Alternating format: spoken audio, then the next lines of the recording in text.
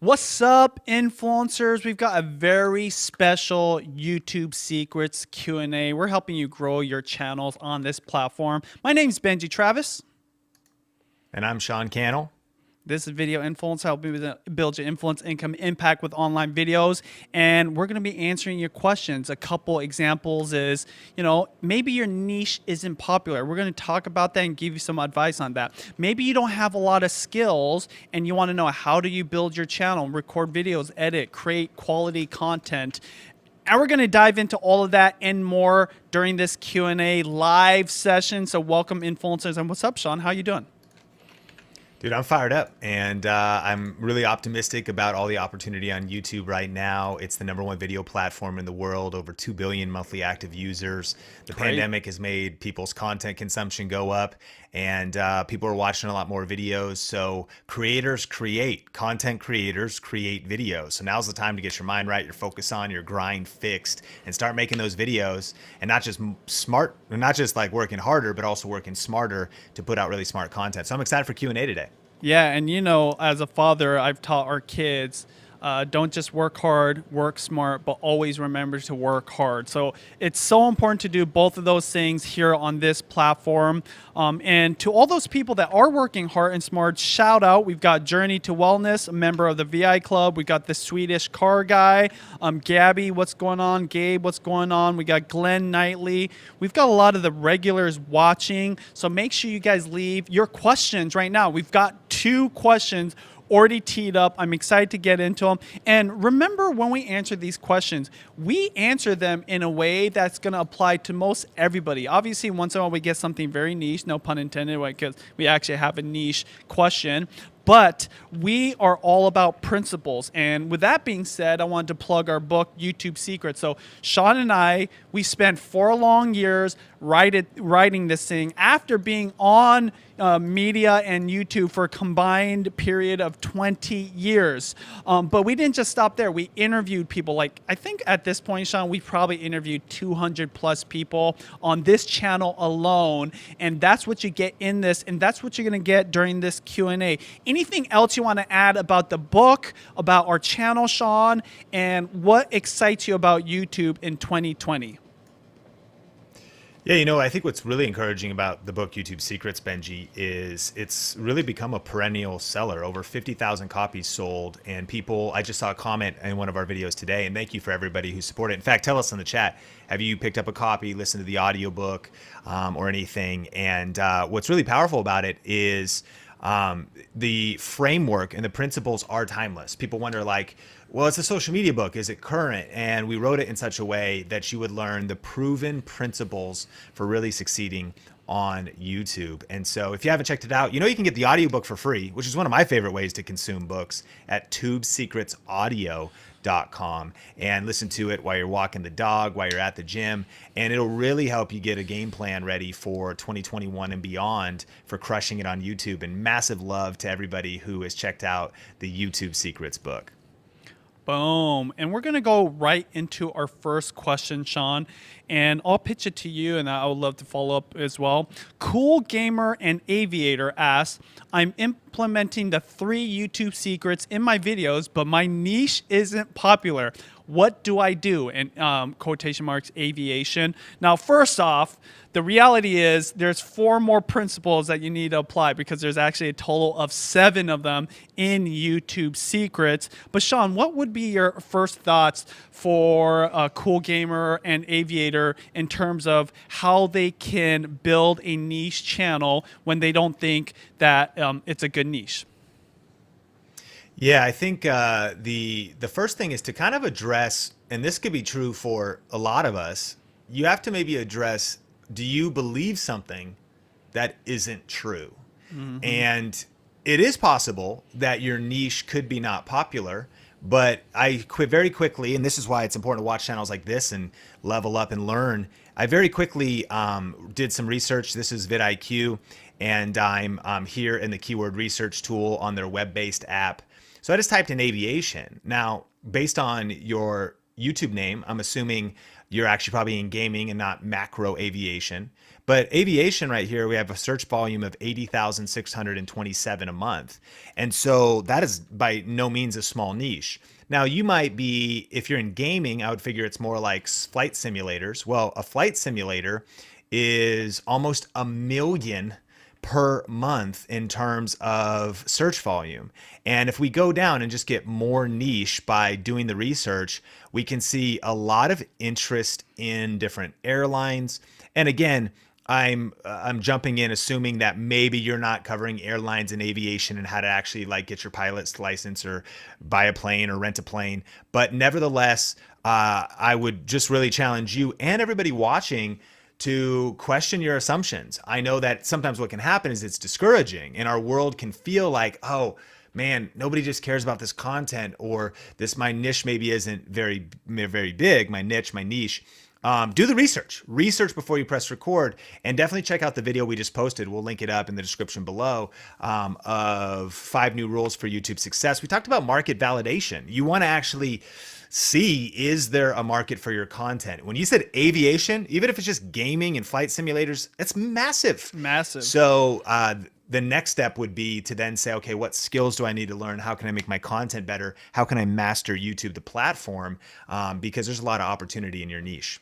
Yeah, and maybe one of those missing principles in YouTube Secrets that you should definitely check out is community.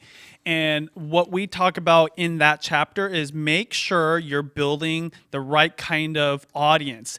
And part of that is understanding them. So Sean just mentioned we just recorded a video. You can watch it. We'll link it up here or down in the description. But we talk about one of the new rules for 2021. And one of those is the creator who understands the viewer best wins. And so what's interesting is I kind of like aviation because I've always wanted to be a pilot. If I was in the military, I probably would have went right into the Air Force, would have wanted to be a pilot. Very few people actually make it, but still, that was a little pipe dream of mine when I was younger. So to me, I'm thinking like there's probably a ton of people, and Sean just showed you, like just within aviation and flight simulators, there's definitely plenty of people actually searching it. So the real question is, are you thinking about what that community, your community, is actually searching for on YouTube? What do they put into the Google search bar when they're looking for content, or they're reading articles, or they're trying to go to sites relevant to their interest? If you start there, what I believe you will find is a lot of ideas, a lot of opportunities to connect with those people, and you just be consistent, which you know is another principle of YouTube Secrets. So that would be my first thing in terms of you with a niche. And that's another thing I love what you said, Sean. So many people just assume nobody's into their niche. This is the reality. If you are interested in something, there's probably another human, probably 1 million plus humans also interested in that niche. And you're interested in that for a reason, because it's cool. Like, who doesn't like flying? I think, being a pilot is one of the most badass things, You got the aviators on, you got the aviator jacket. I don't know if they wear that anymore, Sean, while they fly. I've been in like a little plane. I've actually got to fly. My friend let me fly it for like 30 seconds. But it's cool, right? And so you got to make your content cool. You got to make it valuable. You got to make it educational. Sean, next question. Are you ready? I'm ready. All right. So Lewis Lim asks, let's be real here. Not all the people out there, including me, don't have many skills, don't have many skills. So what do we do if we want to start a YouTube channel, but we don't have these skills? What would you say to that first? Yeah, Lewis, it's a great question. And, I think that it kind of goes into a good book to check out would be Mindset by Carolyn Dweck. And that is, they really discovered through research and psychology, there's 2 different mindsets we can have, a fixed mindset or a growth mindset. And the fixed mindset is that, my current skills, my current abilities are fixed. I am born with what I'm born with. That's not to negate that, like, some people are not going to be born with the genetics of LeBron James to be able to play basketball. But what they did discover is that a growth mindset actually reveals, and it's more true, and it can happen even in childhood, that we actually do have a lot more possibilities of potential than we ever really realize to develop skills that we don't have. Another study came out on leadership, that are leaders born or are leaders made? And what it really revealed, that kind of innate leadership, there's certain visionaries, there's certain levels of charisma, is about 30% genetics, but about 70% energy and hustle and time put into skill development, whatever skill you want to grow in, whether that is leadership or whether that is content creation. There's a book by John Maxwell that is based on talent, and it's called Talent Isn't Enough. So I think the myth, Lewis, and that a lot of us have, is we're either born with it or we're not. And it's a myth. The reality is that hustle beats talent when talent doesn't hustle. And in my experience, I've noticed that actually a lot of talented people, it's like the tortoise and the hare, they're cocky, and it actually ends up being a vulnerability, not a strength for them. Furthermore, those that have crazy hustle, that just say, I will until I'm going to learn the skills, I'm going to build the confidence. I may never be LeBron James, but I'll be freaking sick at basketball because I'm going to keep putting in the work, and I'll be cleaning up in those pickup games in my local neighborhood gym. You can learn more skills. Will everybody have 10 million subscribers on YouTube? No, but I actually believe the opportunity for people to have 10,000 subscribers with 1,000 super fans, like our friend Pat Flynn talks about, for a lot of people to get silver play buttons, for a lot of people to build $5,000 a month so they can take their, or a year so they can take their family on vacation, $50,000 incomes or $100,000 incomes. The opportunity is massive, but Lewis, what we got to deal is we got to deal with our BS. That's not what you think it means. You got to deal with your belief system. And that is that I can build the skills. And as I land the plane on the question, what I would encourage you, Lewis, is I always want to be self-aware that I was certainly born with certain genetics, maybe a certain propensity towards communication or things like that. But if you knew my story, you would know that I started shooting video in a local church back in 2003. And my youth pastor handed me a video camera. And I'd never edited video before. He said, start making videos. And they sucked, bro. They were terrible. Like, they were so bad. I didn't know how to use software. I didn't know how to be on camera. Where do those videos play? At youth group Wednesday night. This was 2 years before YouTube started. But I created a video every single week before all this like cool technology and smartphones and all this kind of stuff. I plugged in a mini DV tape, captured it minute through a FireWire, edited that on Adobe Premiere 1.0 and before Creative Cloud, like there wasn't, these CDs would get mailed out to you. And then captured it back onto the DVD tape, put it into a VHS converter, and we played it in a VCR through a projector Wednesday night at youth group. And I did that every single week for 2 years. That's 104 videos before YouTube started. Eventually the church, the pastor was like, these aren't terrible now, make announcements on the weekend as well. So I did 2 videos a week as a volunteer, wasn't paid for it, just like you are hustling for free to build your YouTube influence. I did 104 videos a week with a full-time job, with the fiance, with figuring things out. And since that time, and even before then, but since that time, over the last 17 years, I have been relentlessly obsessed with growing my skills. That I just want to get 1% better every day as a communicator, as a leader, as a video editor, as a marketer, as a business owner, whatever skills you need. So I want to encourage you and everybody watching, whatever it is that you want to achieve in life, you have to, I think, set a goal. I want to become better this year at video editing. I want to become better this year at my presence on camera. And then you got to commit to it with not just what studies have shown. It's not just practice. It's called deliberate practice. It's called following a curriculum. It's called not just like lobbing out a video and then taking a break and playing PS5 for the next 3 weeks before you do your next video. Unless you're a gamer, then you should be grinding with your PS5 streams. And so it's really about getting focused. And I want to encourage you, you can develop the skills. And it might take years to do it. But if you get a goal and you get that desire and then you commit to it, to the hustle and to the grind, amazing things are possible for you and everybody that can hear my voice right now if you commit to skill development, personal development, and just be patient trying to get 1% better with every upload. Word. And I just thought of a line right now. Whatever you care about the most, you're going to create around the most. And so the reason I bring that up is when you care about something like me, cooking, I love to cook. I actually don't think like I don't have enough skills to cook. I'm like, I want to learn the skills.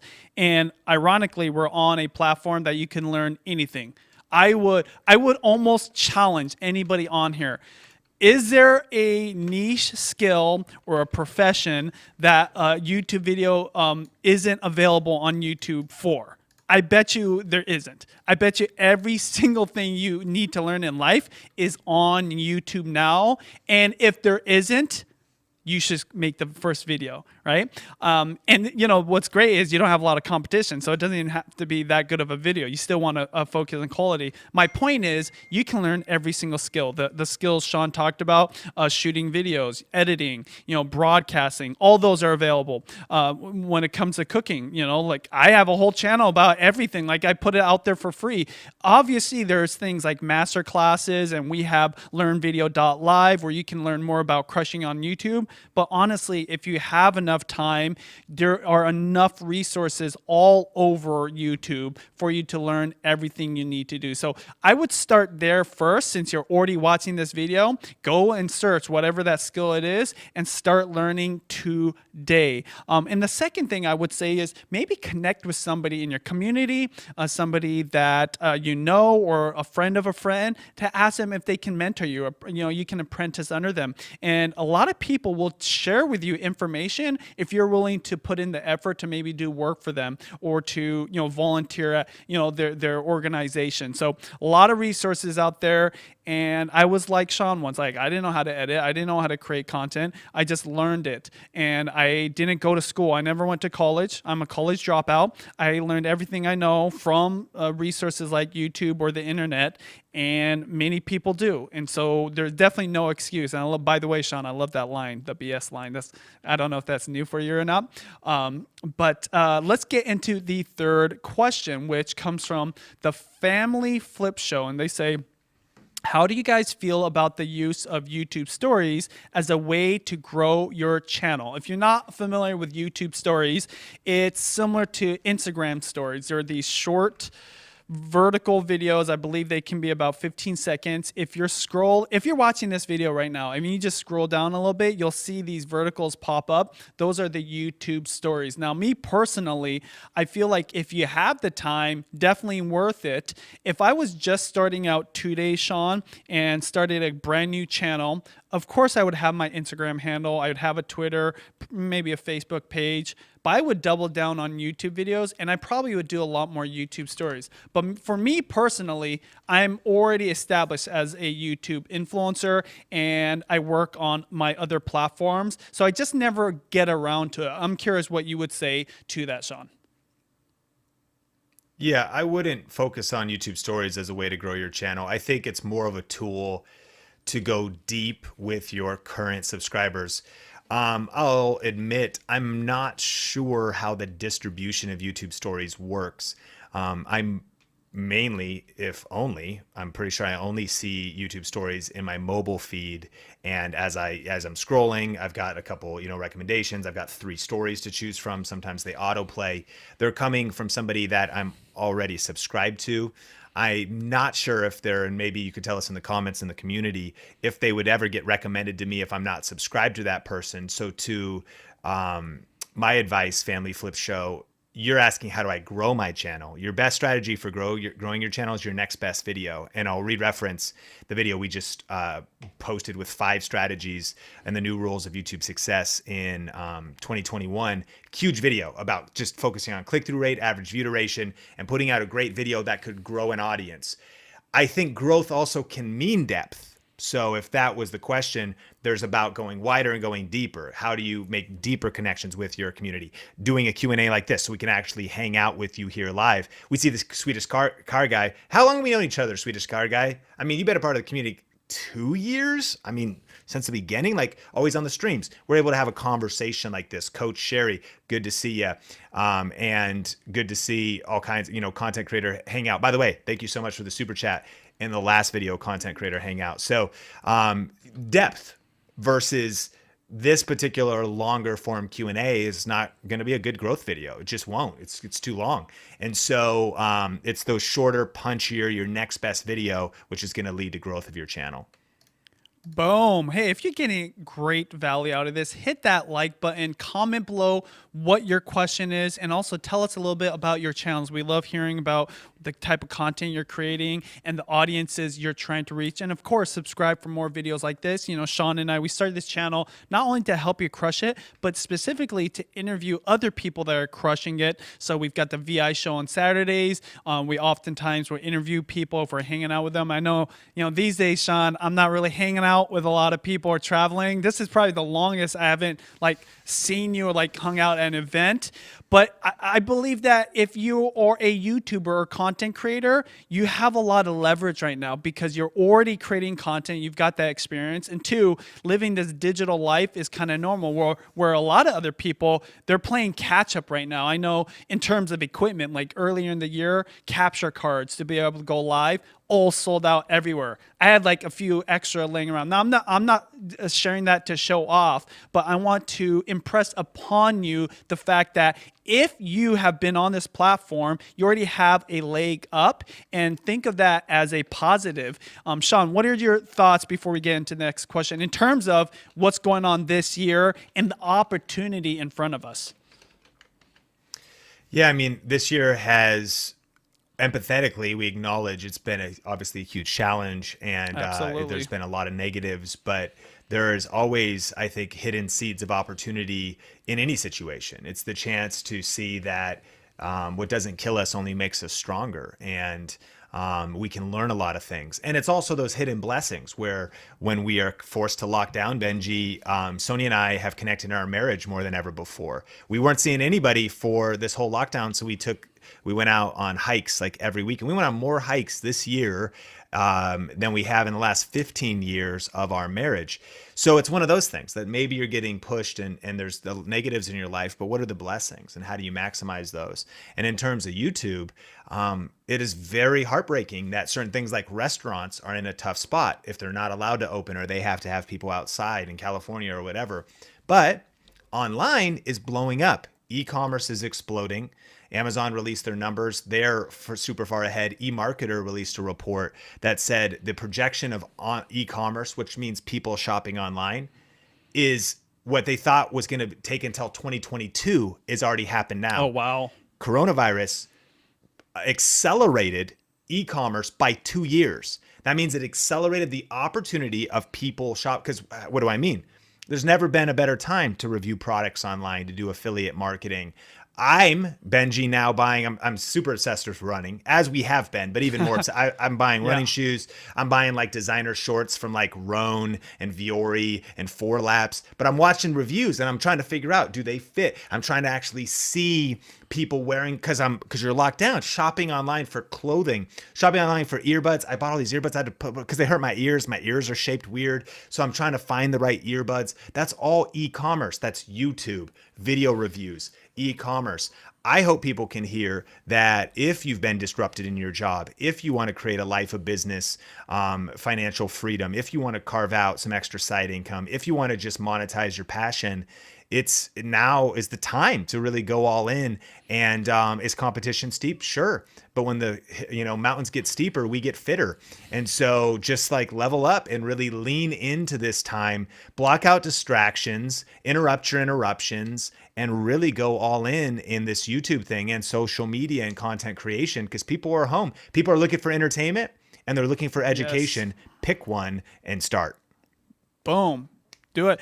I'm not buying designer shorts like you are. I actually like have the same running shorts for the last decade, but I am buying like fancy cooking equipment that I never did before because we don't have like a lot of cooking stores around where I live. But because the magic of the internet, I'm getting professional grade cooking pans. I'm actually excited to have them waiting at the house right now to use. And so what's interested as we get more disconnected from the reality we used to live in previously, this to 2020. We're actually getting more connected to things we really care about. Because I also connected with Judy, my wife, on a whole nother higher level with my kids. I mean, I work from home, so I'm already a work from home dad, but I taught them how to ride bikes. And so again, the reason Sean and I are sharing this with you is to show you that our mindset is like, what is the silver lining? How do we make the most of it? Because that's how you have to adjust to any kind of crisis. You know, there's circumstances that will be good and bad. There's going to be the highs and the lows. It's what is your perspective so that you have the right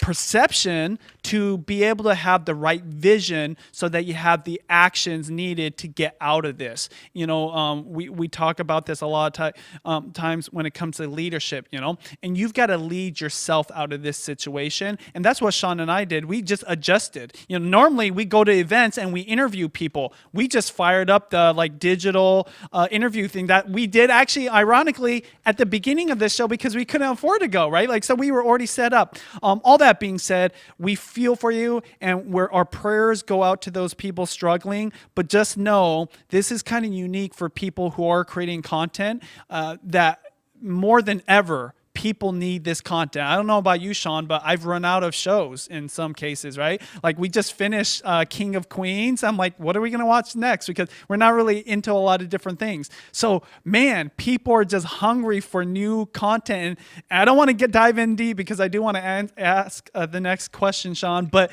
this is the thing. Well, bro, I got the recommendations for you. I am a connoisseur. I mean, first of all, Seduced on Stars, and then HBO Max. Check out. Is that like a date night thing, or it's is about that what? It's about the next. I know it sounds great. It's about the Nexium call. Anybody checked it out? It's crazy, man. It's a pretty interesting series, and you might have seen some of the stuff on Good Morning America, where the soap opera mom's daughter was like in a cult for like 8 years. Oh, crazy! And so I've seen the thumbnail. I've seen the thumbnail, so now it's ringing a bell.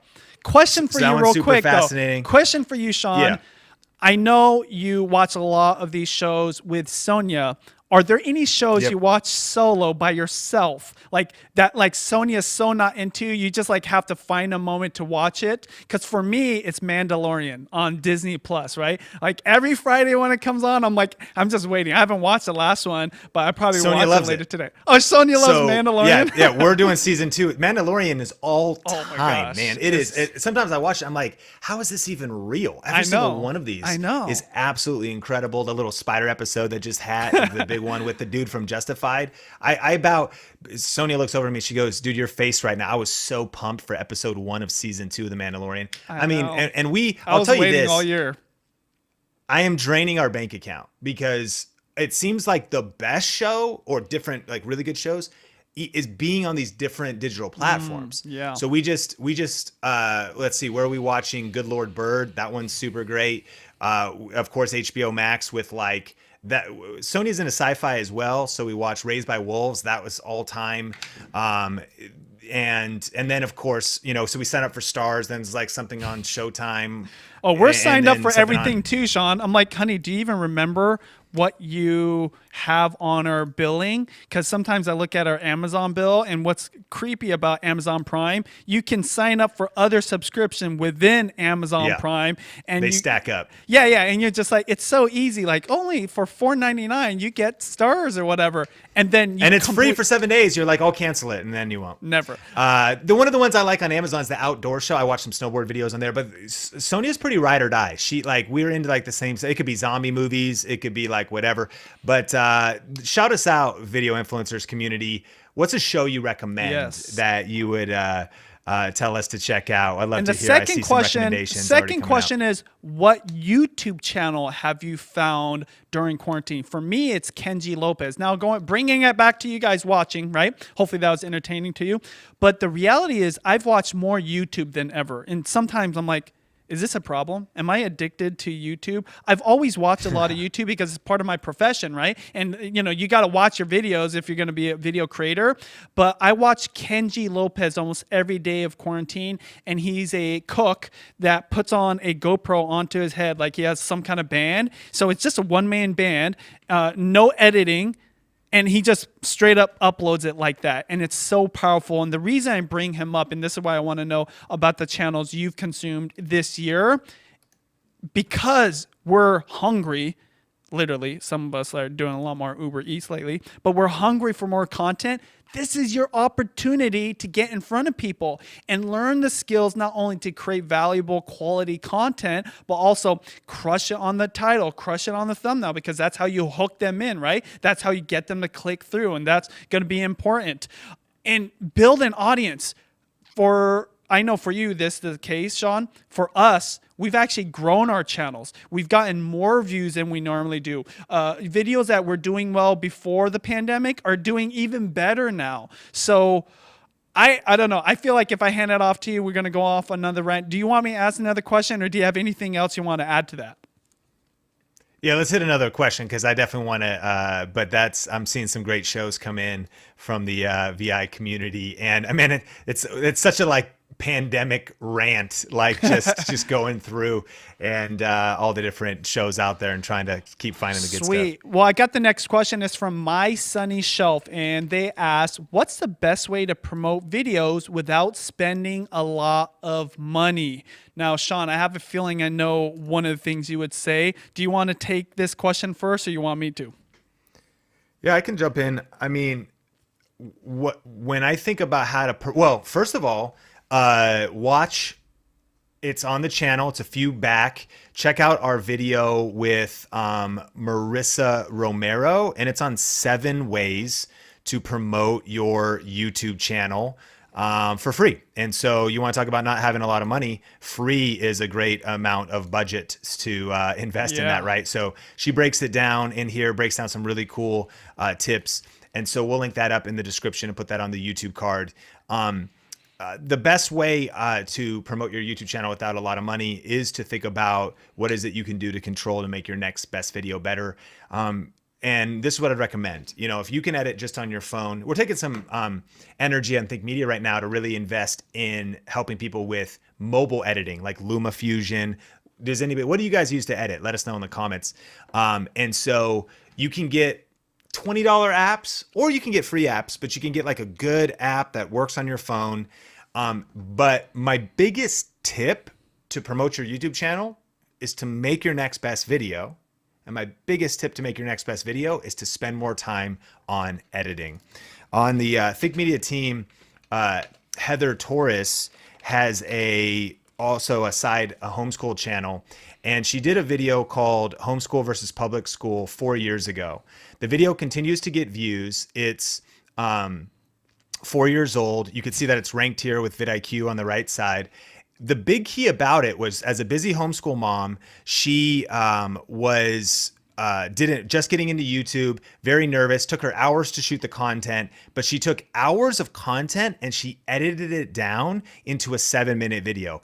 That's the secret, friends. Wow. She took it and made it efficient. She thought about the viewer and didn't waste the viewer's time with long form content. She was straight to the point. She, delivered that value, and it took her, she had to learn editing. So it took her multiple nights, got kids, got homeschool, got work. And so she edited a couple hours a night, but eventually you can see her. So she's doing things like a little black and white here, a little bit of text here, jump cuts to make it more efficient. So it's more time spent in editing. And here's the key. What did she do to promote her video? She put out some great content, really thought about delivering value to the audience. And this one video gets 0.5 views an hour. You can see above on the screen here through vidIQ.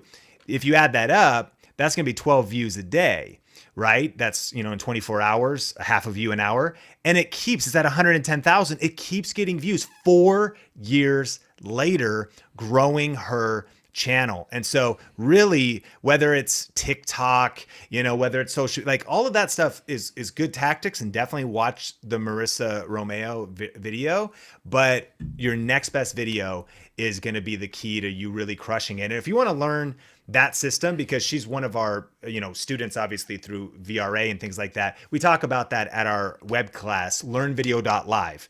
That's also will teach you a lot of free strategies, and you also hear about some of our advanced training. But even if that's not for you, watch the free training because you'll learn free strategies for ranking videos, showing up in suggested videos. And the URL for that free web class again is learnvideo.live.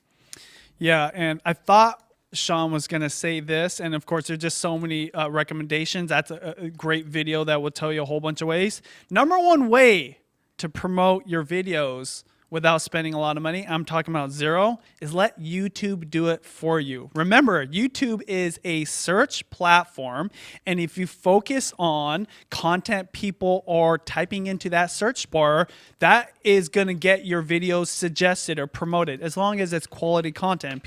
People feel like they're getting value, so whether they're getting entertained or educated. So focus more on that rather than thinking about like, how do I spend money and where do I spend money? I definitely don't advise people to run ads for your content initially if funds are tight. In fact, even if funds aren't tight, there's better ways. Like I would put more of the money into your content, like maybe people that help you research, the right topics or optimize your videos or work on better thumbnails, those kind of things. Mr. Beast, I'll bring him up. He's kind of a unicorn in the world of YouTube, but I don't think he's got a lot of people. Sean, what do you think? Running ads for him? I'd say like his team, which is probably pretty big now, probably dedicated to better thumbnails, better titles, He doesn't and need ads. content. He doesn't need them. Now, of course, he's got more subscribers. Point being is like if they're not doing it, right, and we're telling you no, don't do it at the beginning, like why spend the money on any kind of distribution, expense? Because honestly, what people care about is what's in the video, not what gets forced in front of them. 100%. All right, we're going to do one more question, and then we're going to say peace out to everybody because we're going to actually do some things here. But if you guys are getting value, let us know. Any questions that we might not be able to answer that are in the chat area, we're going to put in the document. Maybe I can get to it next time. This is Video Influencers, and this is a special edition with Sean Cannell in terms of doing a Q&A. Every Saturday mornings, we always go live here. But the very last question, Sean, Let me actually hit two really quick after cool. this one. So hit this one. Cool. But yeah. Sewing Report asks, what type of video length are you aiming for in 2021? You want me to answer this first? Yeah. As long as it needs to be, Sewing Report. This is a reality. When I first started, even to this day, I'm always thinking shorter is better. So I always cut it down like Heather Torres did. If I got an hour content, but only 7 minutes needs to be there, like I'm shooting for 7 minutes. But that's the point. It's whatever makes a video great. So if a 20-minute video is appropriate for whatever you're creating, totally okay. In fact, what channel was it? I was looking. Binging with Babish is a great example. Binging with Babish. I'm not sure neutrally if you can pull it up or not. He's a great cook. He's got this channel where he shares different recipes from different shows. It's super niche because he's not just sharing a recipe. He's showing these foods that are popular on pop culture shows. Anyways, he'll have a lot of videos that are 5, 6, 7 minutes, maybe 10 minutes because that's how long it takes to learn. But go to the video library, Sean, and you'll see once in a while he'll have these 20-minute videos. There's a new segment with a new kind of guest host. 30 minutes, or is that 22 minutes? But still, he makes it as long as it needs to be, no less, no more. And so that would be my answer to your question, Sewing Report. Yeah, a couple other tips as far as video length. I think when you're just starting, shorter is better because people don't know or trust you yet. I think once people do know or trust you, they'll hang out with you for a longer time. Take, for example, Joe Rogan. He's built his brand over 10 years and people will spend 2-3 hours with him. I hung out with him and Alex Jones for the entire 3 hours. I hung out with him and Kanye West. I thought you said literally the entire 2.5 hours. I thought you said you hung out with them. I was like, dang, bro, you didn't tell me about that. That's the way it feels. That's the environment that's the environment he creates. Is like you just get to be sitting right here across from this conversation and just a fly on the wall. Me too. By the way, I hung out with them too for 3 hours. And it's crazy. So, but it wasn't until obviously it's who the guests are, but it's also just he's built his reputation.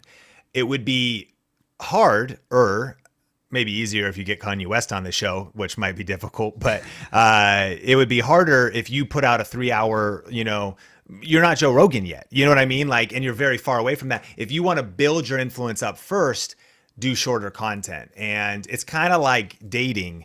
You usually, when you first meet somebody, that's why people like speed dating, because they're like, I just don't want to get stuck in something that I'm like, I knew this thing was over before it started. And so why you do shorter dates when you first meet somebody, you usually don't meet somebody and they go, so do you want to like book like a 2-week trip in Europe? And, you know, we'll stay, like, you're like, wait a minute, like that's a little long, but like we're just meeting.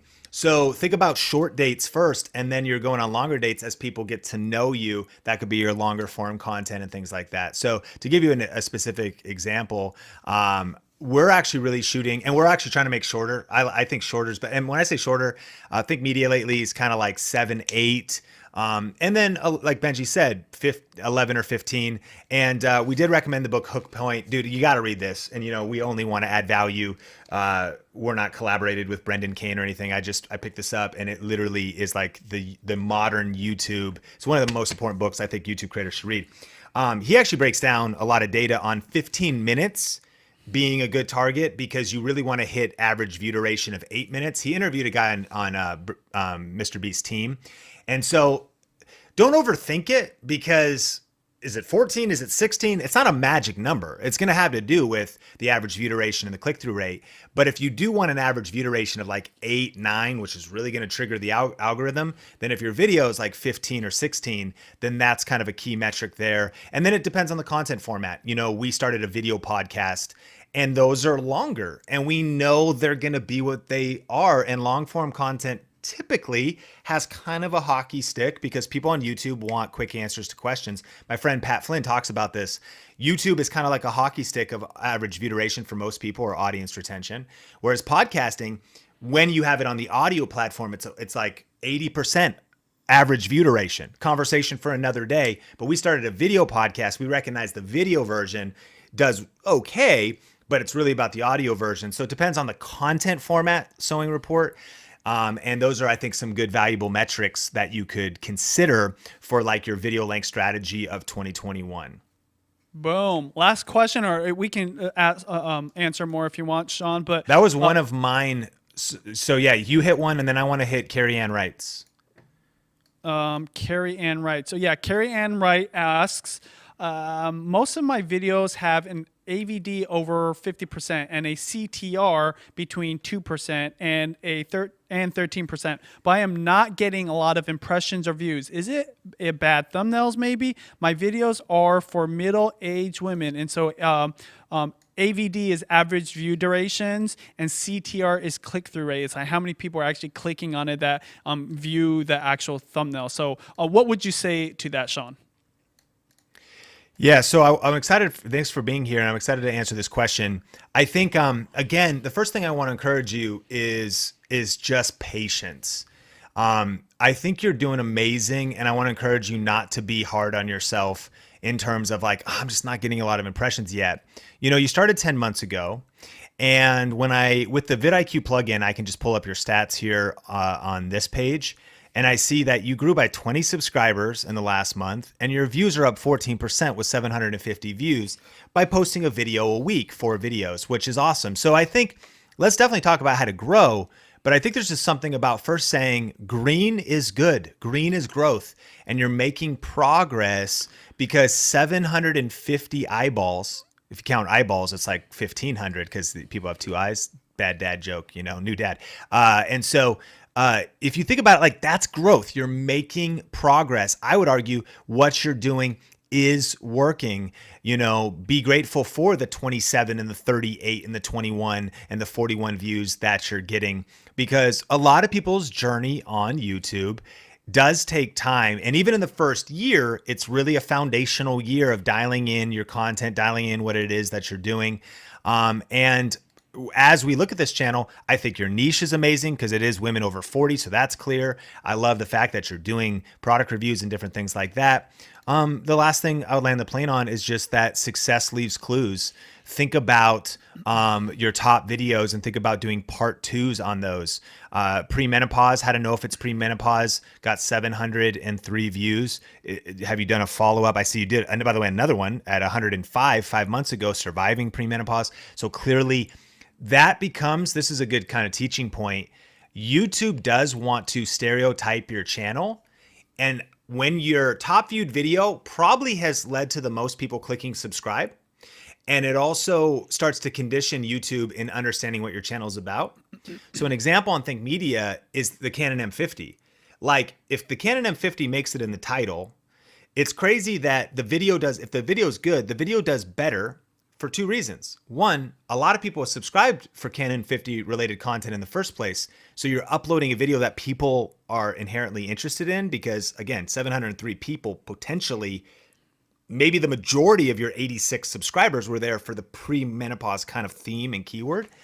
But then even additionally, even YouTube starts to understand, like when I do best camera for YouTube, I've been doing it for 5 years and built up like this authority around best camera for YouTube. Those videos do better. It's like a kind of this combination of factors in terms of figuring out keyword themes of your channel. What are the themes? What are the topics that your channel resonates with the most, and then really doubling down on those. So success leaves clues. Study your videos that are performing the best and go deeper into those topics. That's, I think, a way to keep growing. But your impressions, here's the bottom line. You're growing. You got subs up, views up. I think your impressions are going up.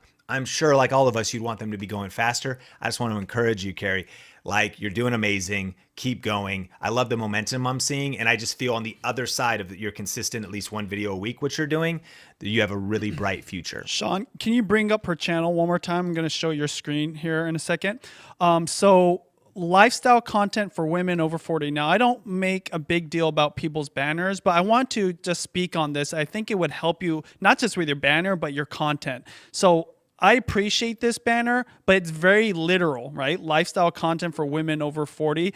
I would suggest, rather than saying lifestyle content, saying like aging gracefully, instead of saying for women over 40, is like aging gracefully in your golden years. Now, honestly, that might have been a horrible banner statement, but it's an example of it being more personal. Now, a banner is not the end all be all. And like most people don't care too much about what the banner says. I think it is important to have an appropriate banner, but the reason that term is important is because that's kind of like your elevator pitch. And your elevator pitch not only is the way you tell people about what you do on YouTube, but it's the way you think about your content. So if you're thinking aging gracefully versus lifestyle content is very generic versus aging gracefully. It immediately like tells you, it's like, I'm trying to help people age gracefully during these years after 40. So consider that. Now, regardless if you change a banner or not,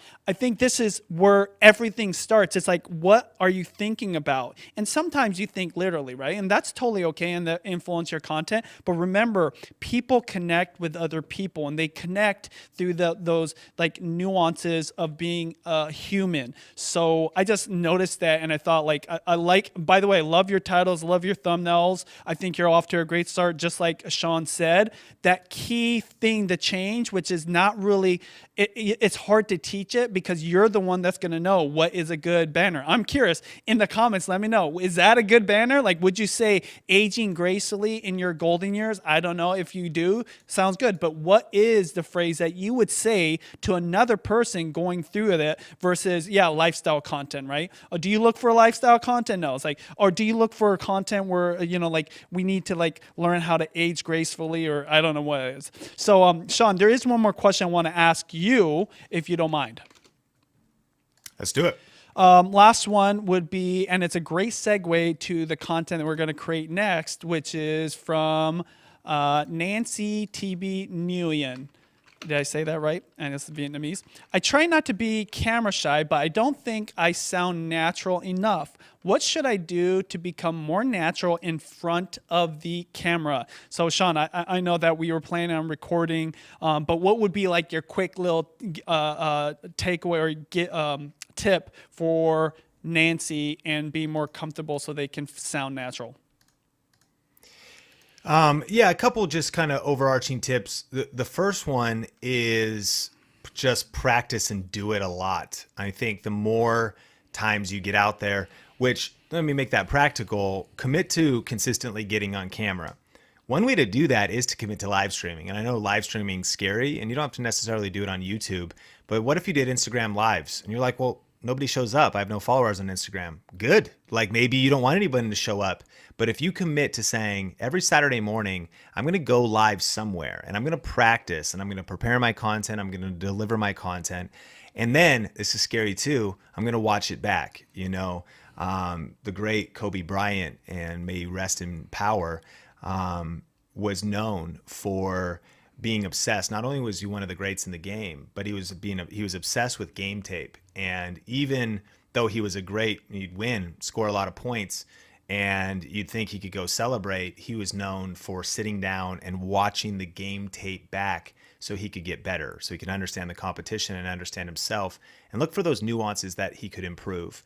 Don't be hard on yourself, give yourself grace, but I think not enough people really watch their content back and through the lens of just how can I make small tweaks to this? How can I improve this?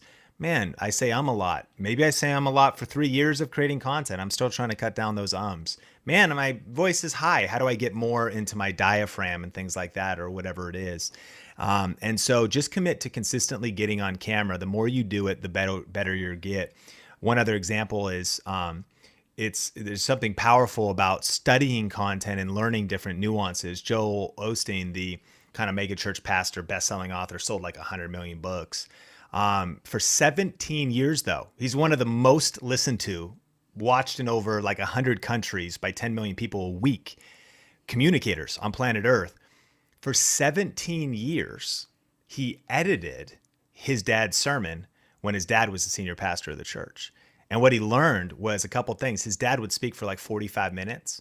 And he had to make it 28 minutes to fit into a TV show. So he learned how to be more concise and more have what was essential and how to communicate better. But he also started to learn the humor and the intonation and the pausing and the timing and the cadence. And when his dad would preach or when he would teach, and he learned all these little details from basically studying the greats. Simon Sinek calls them worthy rivals.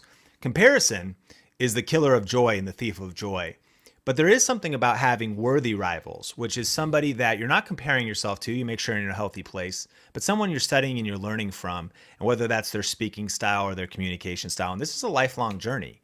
Any great communicator that you see out there has probably been working on their craft for well over a decade once you're seeing them in their greatness. And so don't be hard on yourself, give yourself grace, but commit to the process. And I share that Joel Osteen story because I even think about at some point, certain business owners and entrepreneurs might delegate editing, but there's something so powerful about editing your own videos or chopping down your own live streams because it forces you to watch it and be like, man, that could have got better. And one of the most powerful things that accelerated me as a communicator was getting to edit. Just like Joel Osteen, editing for 17 years, his dad's sermons. I've been actually, ironically enough, been in the game for 17 years, editing my own videos and being like, shoot, editing different other people's videos and them communicating and being like, that's a bad illustration. That's bad timing. Oh, that I have to kind of fix that. Wow, they didn't really project their voice very well. And so now I have to fix the audio. All of those learnings and all those lessons come from the trenches. And so just commit to being in the trenches studying. And the final thing I'd say is commit, like potentially looking to getting vocal coaching. I think you can look up Roger Love, who's a vocal coach for like John Mayer and a lot of celebrities and stuff. People that'll have like vocal warm-ups, posture, speaking from your diaphragm if possible, not your chest. And you know, when I think about that kind of thing, I've been to multiple events. Like most people have never been to one. I've read multiple books. Most people have never read one. I've watched multiple courses. Most people have never watched one when it comes to improving as a communicator or improving or working on your voice. I remember I was at one where they had us singing and doing stuff with our voice and going highs and lows and telling us about when we're speaking from our powerful voice and all this different stuff. So to the degree that you want to overcome fear and to the degree that you want to get better as a communicator, I think it's about a commitment to mastery. And that's not to feel guilty or overwhelmed by the process, but really commit to the journey of leveling up piece by piece. Besides Hook Point, for some book recommendations to get ready for 2021, I want to also recommend The Practice by Seth Godin. It's brand new. It's called Shipping Creative Work. And Seth Godin is a legend if you've never heard of him before. Here's kind of the nutshell, but I definitely would recommend the book, is a lot of people commit to the results, and that's all they care about. Like they commit to the destination, not realizing that it's actually about the journey. They commit to, I just want the results. I want to be great on camera. When he's saying you got to commit to the practice, having a daily practice, like you're more in love with just getting better at your craft. Like you're more committed to continuing to doing the work. You're not actually trying to escape work. So many people are like looking for this exit from work. This is what we get to do. We get to like change lives. We get to share powerful messages. We get to keep getting better at creating content, you know, educating, entertaining. And when you commit to the practice, of course you want to see the views and the subscribers and you want to see the gold play buttons and whatnot, but those become the byproducts. You say one way or another, I'm just going to get up and show up and just practice. Runners run. Whether I wish I could run faster or I could run longer, but runners run. So I just keep getting up and devote to the practice. I don't want to just hit my goal of running a marathon and be like, I did it. Now I'm just going to stop running and just let that whole thing deteriorate. It is just a lifestyle. And so I think video influencers, what I'd hope to convey for you and for this whole journey of content creation, learning YouTube, learning how to create powerful content, commit to the practice. Shipping creative work means putting that one video out a week. Shipping means it's actually shared in public. It means it's not on your hard drive still. It doesn't still need to be edited. It's not on your Google Doc and you didn't go live because you were just overthinking it and you didn't think you had anything valuable to share. It was keep showing up, keep shipping. That means it's in the mail. Ugly, like it's got to be in the mail by Friday by 5 when the UPS closes. Throw it in there, tape it up, make sure it gets there. If it's shipped, it's in the mail. Oh shoot, I forgot. It's too late. It's on to the next one. But when you commit to the practice, you're going to be stunned with how much more confident you are, how much of a better communicator you are when you apply some of those intentional levers I just shared with you to grow as a communicator and on camera. Wisdom. Sharing those wisdom bombs. We're about to end this, but I want to first off acknowledge Jay-Z Helps for the super chat. I don't know if you mentioned it earlier. Sean, your eyeballs joke was funny. And we got the Elliott family. Thank you for your super chat. They asked, what makes a good family channel in your words? I'd say two things. Number one is be the best family that you are, whatever that is, on camera, right?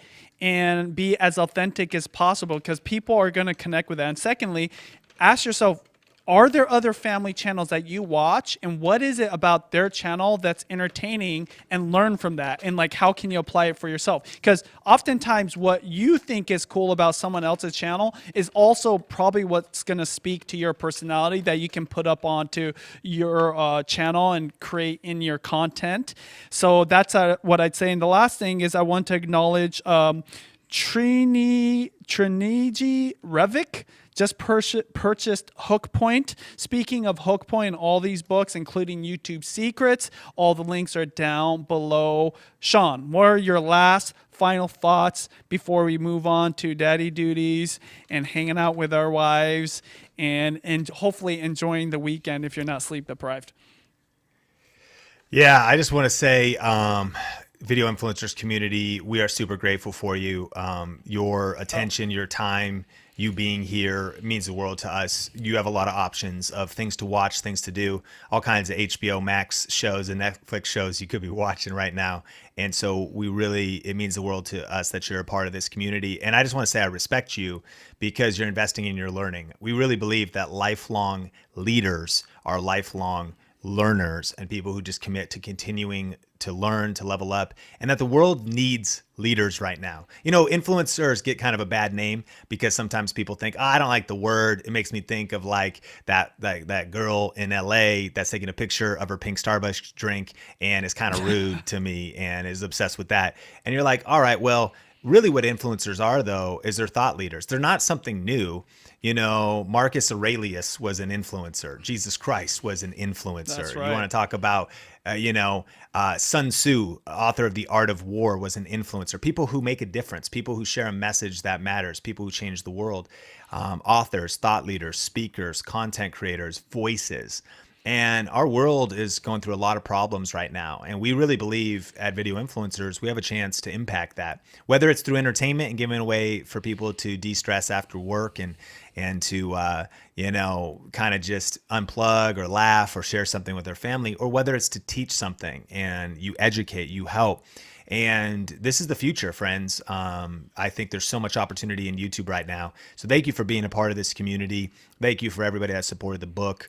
If you've got YouTube secrets, and we want you to check out some of these other resources too. We always want to bring you the best resources. We will never be apologetic about hooking you up with stuff that can help you level up, learn, and go further faster to reach your goals with YouTube and online video. So we love you. We're grateful for you.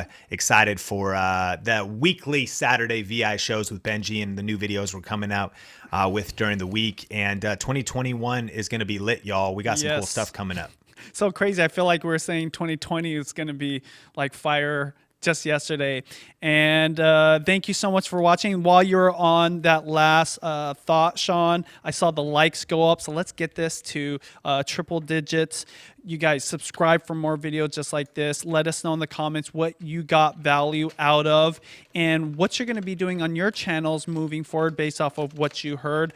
You guys crush it on your channels, and we'll talk to you later. Peace.